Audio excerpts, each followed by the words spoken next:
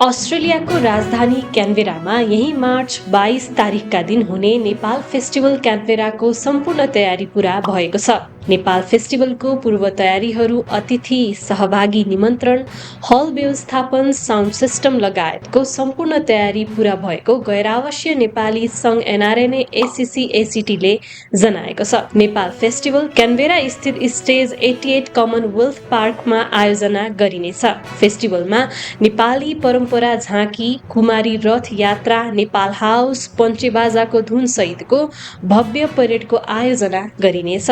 यो festival Canberra र वरिपरिका नेपाली समुदायका लागि मात्र नभई बहुसांस्कृतिक समाजका लागि पनि एक महत्त्वपूर्ण अवसर हुनेछ। फेस्टिभल बिहान 10 बजेको परेडबाट सुरु हुनेछ, जसमा 1000 भन्दा बढी नेपाली सहभागी हुने आयोजकको आंकलन रहेको छ। नेपाली संस्कृति र नेपाली मौलिक खानाको स्वाद अस्ट्रेलियन नागरिकलाई चखाउने आयोजकले जनाएको छ। फेस्टिभलको मुख्य प्रायोजक अजी फाइनान्स एन्ड होम लोन रहेको छ।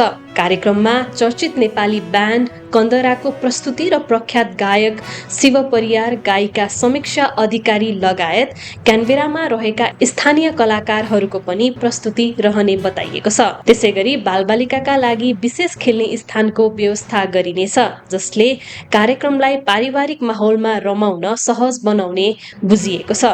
आयोजकले नेपाल फेस्टिभलमा अस्ट्रेलियन नागरिक र अस्ट्रेलियामा बसोबास गर्ने नेपालीलाई खुला निम्तो गरिसकेको छ। विभिन्न जात जातिका वेशभूषा र झाँकीका साथ नेपालका विविधताहरू प्रस्तुत गरिने नेपाल फेस्टिभल क्यानबेरा भव्य र सभ्य रूपमा सम्पन्न गर्न आयोजकले सम्पूर्णमा अनुरोध पनि गरेको छ।